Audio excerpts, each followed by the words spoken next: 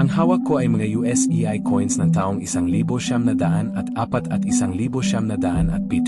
United States of America and Philippine Islands coins. Mapapansin na mas malaki ang sukat ng mga ito kumpara sa piso na gamit natin ngayon. Alam mo ba na mataas ang halaga ng mga coin na ito dahil itinuturing na silang antike? Sa lahat ng ASPI coins, ang pinakamahal at tinaguriang King of the Philippine Pesos ay ang 1906 ASPI peso coin.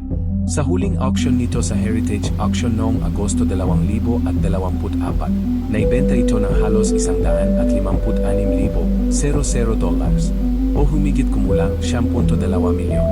Bihira ang coin na ito dahil 200,000 piraso lamang ang naproduce noong panahong John, kaya napakataas na value at sobrang hinahanap ng mga collectors hanggang ngayon. Kung nagustuhan mo ang video na to, huwag kalimutang mag-subscribe at i-click ang bell para sa iba pang coin stories. Grabe, tingnan nyo to, sobrang laki ng diferensya ng sukat kumpara sa mga coin noong sinaunang panahon.